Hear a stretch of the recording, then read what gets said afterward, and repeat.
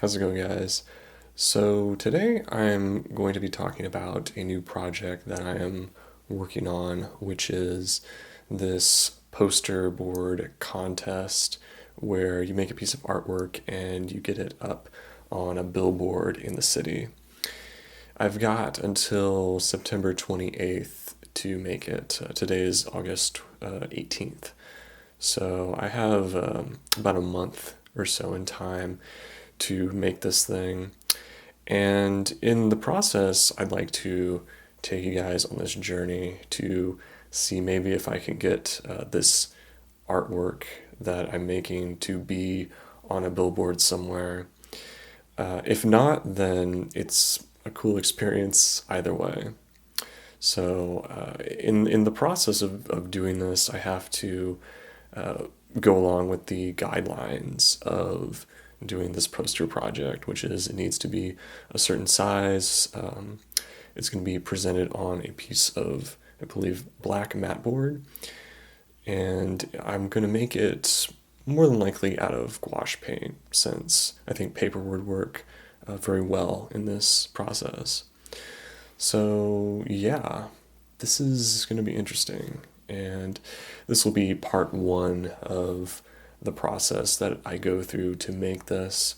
Part two will be, hopefully, if it succeeds, and we'll see where it goes from there. Now, conceptually, I was thinking about doing something in the vaporwave format that I kind of like, I'm drawn to creatively. And some of my paintings reflect this in kind of this weird, almost abstract anatomy sort of way, while also including palm trees, beaches, clouds at sunset. These things all combine that style that I'm really attracted to.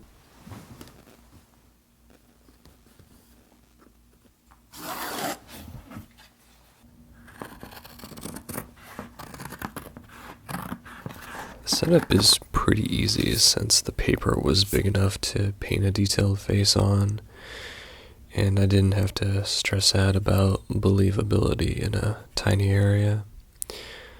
So that was nice, and symmetrically this piece allowed me a lot of freedom. Using the aqua and the pale green as separate colors was much more efficient and looked way better from a professional point of view when starting with a realistic ocean in the background. So I have two options now. I can either start working on the face, or I can start working on the other right side of the sea and sky. So, because it might be technically better to go ahead and start painting the face, just because I won't get my hand on anything to the right that I've already completed.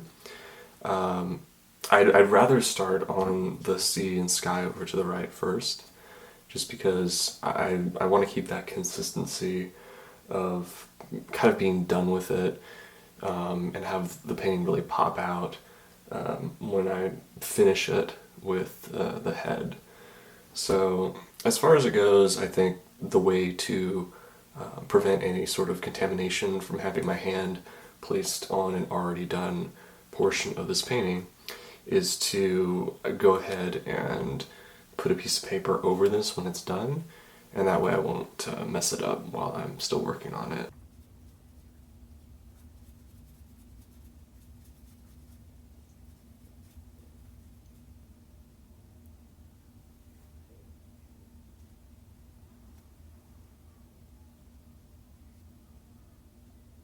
Once I had completed the second part of the ocean, I moved on to doing the computer screen on the second layer on the top of the background.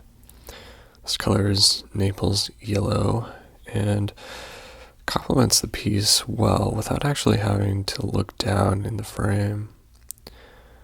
On top of that, the face was a combination of black and white tones, followed by abstract triangles posing in the front, almost like Lady Justice perched in the corporate water garden.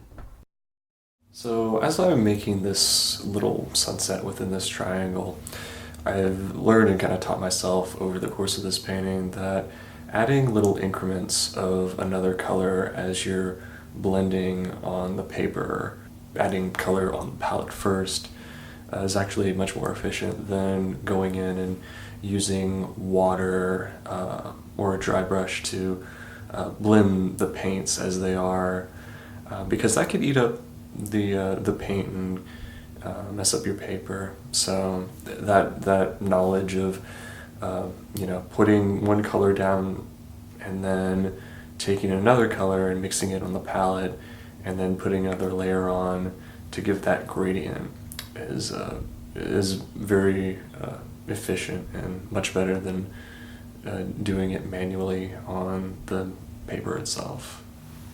The idea going into this was that it was going to be some sort of statue along with a beach and then some other fantasy components to add to it. So in the process, I kind of had the idea of like, okay, I'm going to take a beach and then I'm going to take a statue. And by doing so, I can kind of combine them first to get a good sense of the proportions of how I wanted to display them in this, I think, 20 by 6 framework cropping.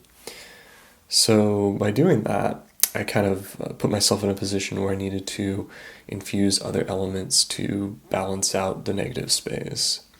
By taking a computer, it was much easier to put something in this picture that balanced out the background with the foreground.